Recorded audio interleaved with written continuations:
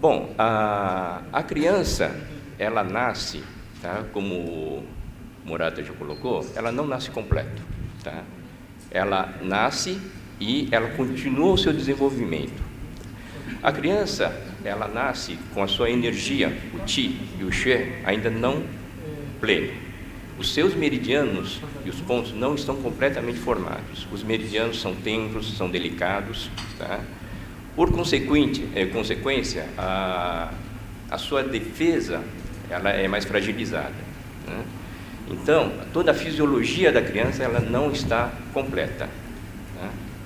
Por outro lado, o desenvolvimento da criança ela é extremamente rápido, né? Ela nasce, para vocês terem uma ideia, tá? Os pediatras sabem, mas não pediatras talvez não tenham essa noção. A criança ela consegue dobrar o seu peso ao redor de 3 meses de idade, né? E ela dobra a sua altura. Se ela nasce com 50 centímetros, ela vai chegar a 1 metro, tá? Quando ela tiver 4 anos de idade, né? É a mesma coisa que a gente em 4 anos, de 1,70 m passa para 3,80 m, tá? Então é um desenvolvimento extremamente feroz, tá? Esse desenvolvimento ela é muito rápido no início, tá? Nos primeiros meses é extremamente rápido e ela vai decrescendo. Ela vai decrescendo, vai diminuindo essa velocidade até que nós acreditamos a estagnação ocorrer por volta dos 7 anos, como o Murata colocou, tá? E é por causa desse período de 7 anos, porque quando a criança chega na sua idade de 7 anos, ela estaria, vamos dizer, muito menos sujeita às doenças. Quem é pediatra, a gente percebe isso, né? A criança ela fica doente no primeiro ano de idade, bastante, no segundo ano começa a diminuir, 3, 4 anos ainda fica doente, dos 7 aos 14 anos ela não fica doente, né? Vai ter seu resfriado, vai ter sua gripe e tudo. Isso coincide também com o nosso ciclo de desenvolvimento que o chinês ele coloca. O nosso ciclo é de 7 em 7 anos, o homem vai de 7 em 7 anos, né? Você tem mudanças drásticas, né? Até os 7 anos você tem um comportamento, depois aos 14, aos 21, 28, tá? Então, nosso ciclo de 7 anos, por isso que a primeira fase de crescimento se completa com 7 anos, tá? Então, na criança, por causa dessas características de fraqueza inicial, ela é mais propensa a ficar doente. Porém, a recuperação é rápida, né? A criança ela fica doente, mas em 1, 2 dias bem tratado, melhora. Quem já acompanhou crianças serem operadas, aquelas grandes cirurgias abdominais, tá? É impressionante, com 2, 3 dias a criança parece não sente dor, já está comendo, a cicatrização é perfeita, rápido, né? A criança ela realmente se recupera muito rapidamente, tá? Bom, as doenças que mais acometem as crianças, tá? Elas se restringem, não é que se restringem, elas são principalmente nos órgãos do pulmão e do baço, tá? O pulmão, é muito claro que as doenças respiratórias, né, e as doenças cutâneas é o que nós mais observamos no mundo pediátrico, associado às doenças gastrointestinais, tá? Então, por isso, o pulmão e o baço são os órgãos alvo principais. Isso não impede que ela possa ser acometida de doença do rim, do fígado, do coração, tá? Um dado interessante é que eu coloquei aqui, os fatores emocionais não constituem as etiologias mais importantes. Ele é muito ao contrário para o adulto. No dia de hoje, a gente pode dizer que, eu poderia dizer, não tenho um dado concreto, mas uma experiência, sensação minha. Acho que alguns colegas que têm uma experiência talvez possam até compartilhar ou até contradizer ou a gente está aberto depois da discussão. Eu poderia dizer tranquilamente que 80%, tá, das doenças de hoje dos adultos tem um fator emocional no meio, tá?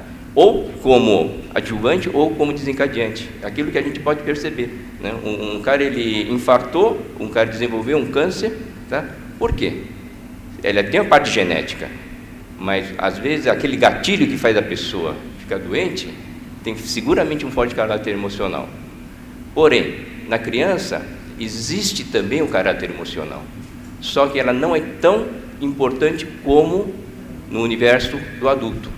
A criança ela sofre realmente as consequências de uma família desestruturada, de uma mãe maluca, de uma avó que permite tudo, né? Quando existe um estresse dentro da família, a criança ela sofre, tá? Mas é claro que os fatores etiopatogênicos, aqueles fatores etiológicos externos, elas são muito mais importantes do que os fatores emocionais. Uma coisa que que é um pouco peculiar na pediatria se responde pela parte semiológica, né? O interrogatório é uma parte mais difícil, tá? Aquele pediatra que tem um pouco mais de prática consegue arrancar aquelas informações principais a partir de uma mãe, de um pai, às vezes de uma sogra, tá? Mas é uma coisa realmente difícil. Da criança, claro, com uma criança pequena é difícil, mas a experiência mostra para a gente que uma criança a partir de 4, 5 anos, às vezes você consegue tirar informações desde que você saiba perguntar. Por exemplo, uma vez eu peguei uma criança que ela veio comigo falando que ela tinha dor de cabeça. E eu, para saber, perguntando, mas é latejante? A criança não vai entender o que é latejante, né? Aí, o vocabulário que eu consegui aproximar, e ela respondeu prontamente que era isso, foi: parece que está tendo um bombardeio de navio. Tum, tum, tum. Parece uma guerra, parece que está tendo um bombardeio. Eu falei, é exatamente isso. Parece que está tendo bombinhas soltando. Então, isso daqui me caracteriza que a criança provavelmente estava tendo um quadro enxaquecoso, característico decorrente desse dor latejante que ela tinha, tá? A palpação é uma coisa presente, mas ela é extremamente um pouquinho difícil, tá? A criança chora, a palpação do pulso é diferente, tá? Principalmente quanto menor é a criança. A ausculta é uma coisa pouco relevante, tá? É claro, um pulmão com ronco, com sibilo, ela faz parte. Isso é uma coisa que a gente pode valorizar, tá?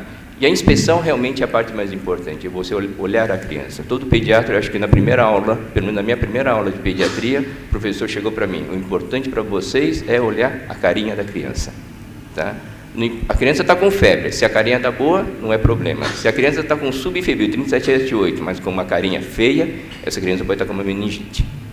Então, a carinha da criança, aquela inspeção, é uma parte importante. Em termos de fisiopatologia, a criança ela é suscetível principalmente às doenças do calor, febris, tá?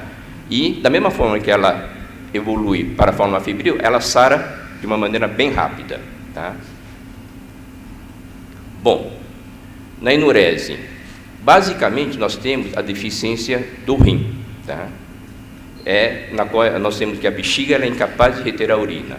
Isso pode ser causado por duas formas: uma desarmonia entre o coração e o rim, ou baço e o rim.